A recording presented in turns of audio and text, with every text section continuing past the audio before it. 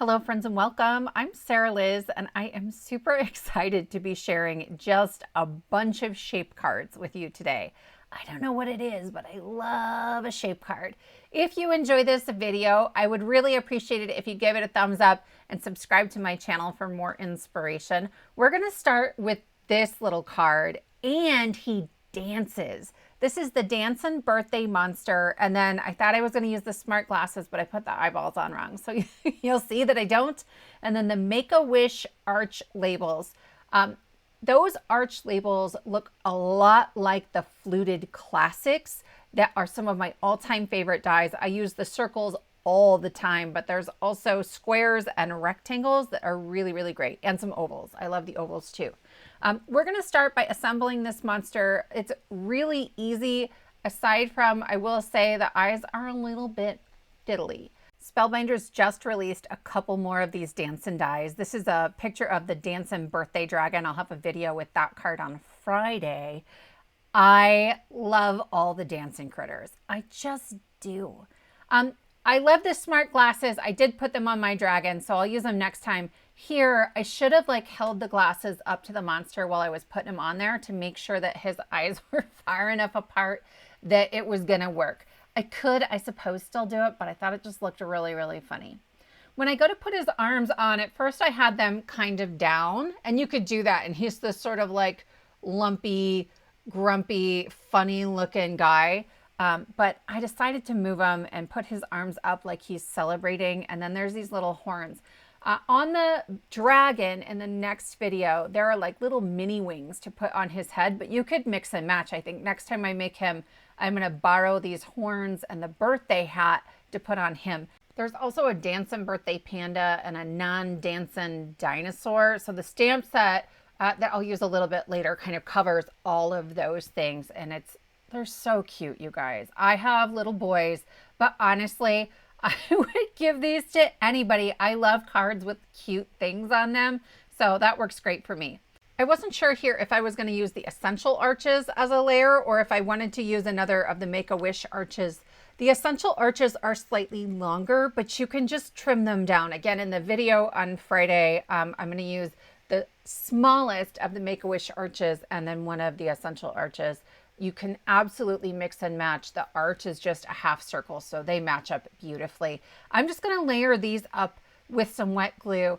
That largest one has this fun scallop detail on the bottom, and it doesn't have the fluting around the edges, so you get a slightly narrower frame. And I think that's why I liked that fluted arch for the purple layer as well. So I've got a little bit of both going on here. So here are his legs, and his body's going to go on top, and you can use a little foam dot, or here I'm just cutting down a foam square to make him dance. This is a 2mm foam square. Normally I'm a 1mm girl. I like my cards as flat as possible, but to still have a little dimension. But I'm going to end up layering up his legs to make sure that they swing better. Essentially, the heavier that swinging layer is, the better it moves. Otherwise, you're kind of just using your hand to kind of swing it back and forth. So I did 3 layers here. This is 80-pound cardstock. If I was using 100-pound, maybe I could get away with just 2. Honestly, I just go as thick as I can and still have my foam tape work. I held those legs on the back of the body and just drew around it with a pencil because I want to make sure I don't have any foam that's going to impede the movement of those legs.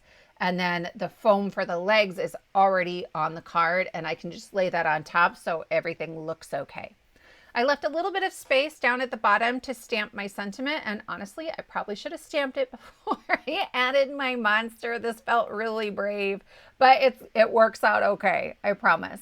There's tons of different sentiments for all 4 of the new critters. I really wish I could have fit sending monstrous birthday wishes, but it's actually 2 separate stamps and it takes up a fair bit of vertical space. So happy birthday it is, and that's okay.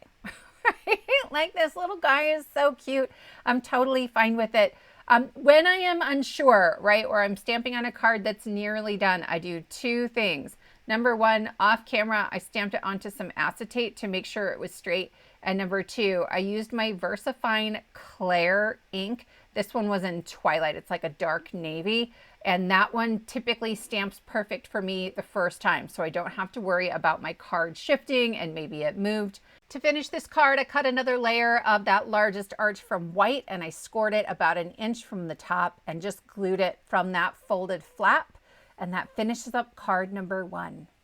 This card, you guys, there's a whole slew of these freshly picked guys that just came out. And then I'm going to use the notched corner frames, and that's practically it. I did make this background myself. You guys know I love my strip dies for saving scraps of specialty cardstock. And so I use the white shimmer cardstock that you see me use all the time. It's from Michaels. But I had some scraps of this black shimmer cardstock from Spellbinders. And so I used that as well. And I just layered them at a diagonal. Instead of having to glue them all individually, I use a mailing label. I have a whole bunch of them. I ran a small business for like 12 years, maybe a little longer. So I'm just using them up, but certainly you could glue them as well if you prefer that. I cut the largest of those notch corner frames from black, and then I used the next smaller to cut my diagonal stripe layer. Later off camera, I was able to cut one more layer, right? So I cut the second largest. I took the largest one and cut it one more time. So I have this little frame in that same pattern. I did assemble the blooms off camera. It wasn't anything fancy, right? So it's just a darker red in the background and a lighter red in the front, and then little gold pieces in the center. And here I'm taking one of the stems and I am altering it. It was going to be way too tall for my card. And so I cut the top off so I could maintain those leaves, and I cut it at a diagonal. And then I just kind of moved things around until I figured out where I wanted it. And I cut the bottom stem to match up with it. When I get everything glued down, I'll hold it up real close to the camera. You can't even tell, right? And I think my sentiment covers it anyway. I didn't even double check because it's so hard to find on there. I'm going to layer these down there with some wet glue. These are intended to fill an A2 card front, and they really nestle together beautifully. These are the anemones, the freshly picked anemones. I have no idea what color they're supposed to be, but the minute I saw them, I knew I wanted to do a card in red and black and white. It's just one of my favorite patterns of color. I think it's so bold and striking. So here, right, you can see I am just lining up those stems, right? And for some reason, to me, cutting it diagonally and matching them up that way is a little more invisible than cutting it straight across. I don't know why. I did add a little bit of foam behind the front layer of red on those blooms. It was gonna be wonky because that inside gold piece is actually layered on top of a black piece, right? Otherwise you would see red kind of shining through there. And so I added just enough 1mm foam to kind of even that out. For a sentiment, this is from the emergency kit from the beginning of the month. It's birthday and kids' birthday sentiments, and I just cut out a happy birthday. I layered it on a 3/8 of an inch black strip, and then a very slightly larger, it's not quite a 1/2 inch red strip.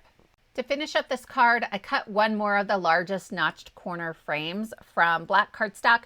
I'm scoring it at 4 3/4. And then I have this white piece. I need a place to write, but if I just glue that on there and try and score it again, it's not going to open and close very well. So this is my trick. I layer it on there where I want it, and I make little pencil marks right where the score line is.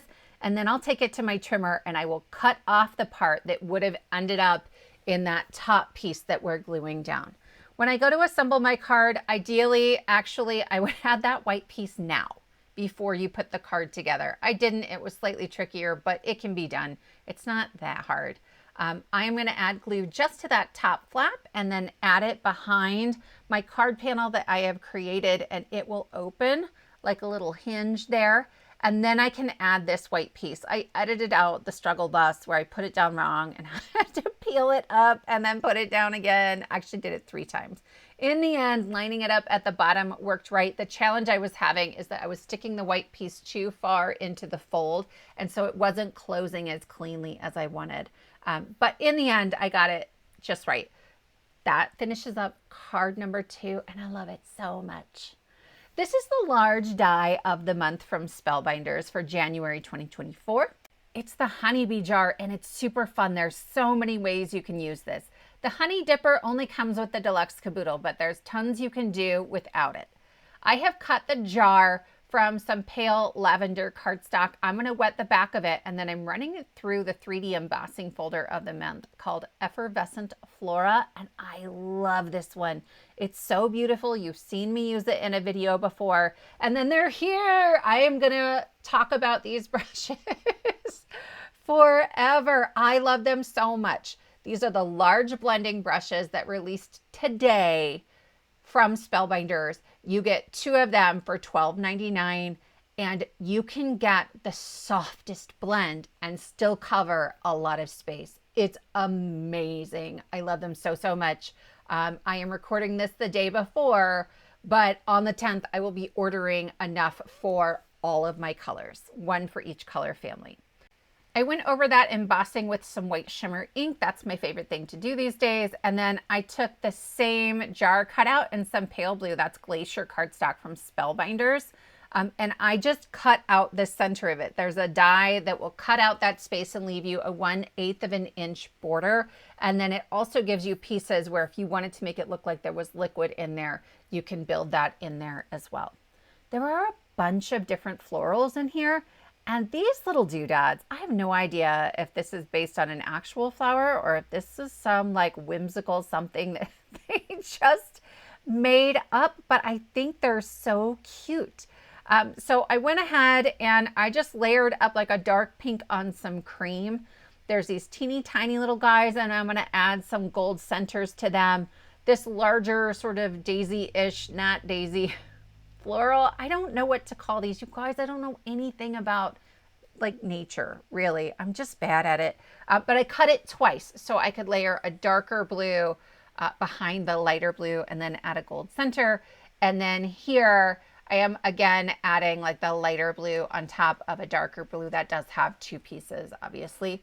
I love the stem on this one, right? It's a little bit wonky and it curves to the side, and then the flower sits sort of off to the right. And I'm going to start by gluing that one down, and then I will add the sort of greenery for that.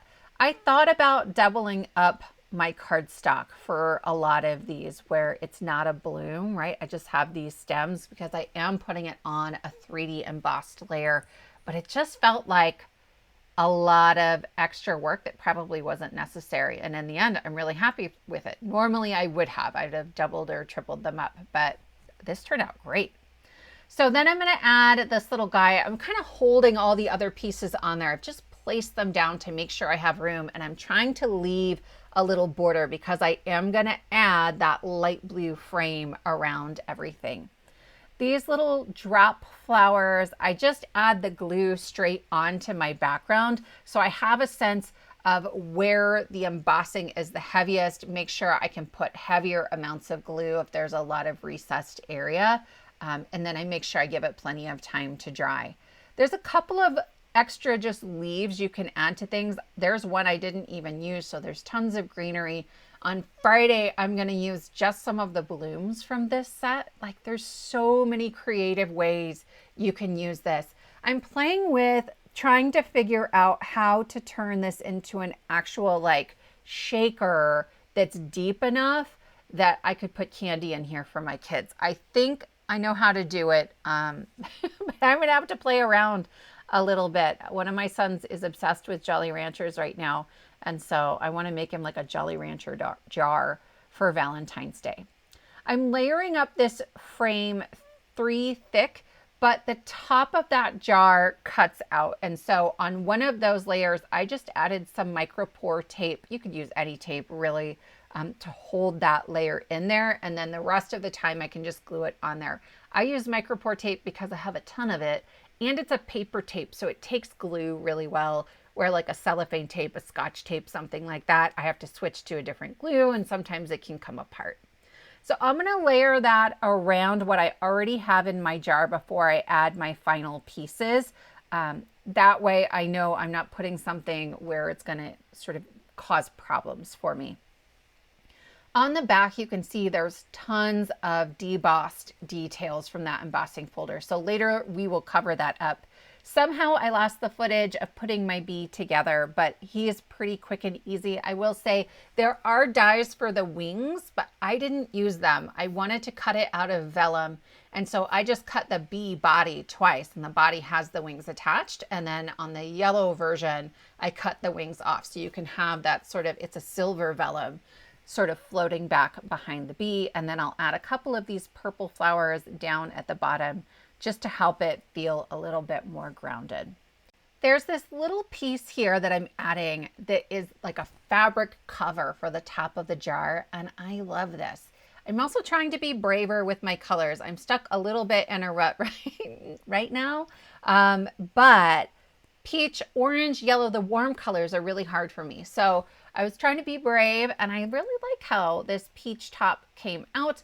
I thought about adding some polka dots to it, but this video I knew was already going to be really long. I had like 3 hours of footage when I went to edit this guy. For the strings off camera, I layered those up too thick because it's a shape card, and I knew that some of those pieces were going to be like hanging out in no man's land, and I didn't want them to get mangled. I am cutting this piece and gluing it just to the back because of all that debossed detail that's still showing. You wouldn't have to. It's totally optional. Most of my cards are hand delivered. It's not like I'm trying to stick this through the mail. And so I didn't really care that it was adding another layer of cardstock, but if you do, you could omit that. I'm going to put my jar and my scoreboard, and then I think this is at 1 inch, but really I just wanted to score it right underneath the top of the jar.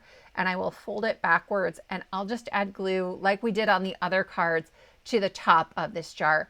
Keep in mind, you can make a shape card out of anything. It doesn't have to be A2 sized. I love smaller cards, just little notes to leave for my kids or for my friends at work, right? Things like that. And so see what you have. I would love to know what you come up with.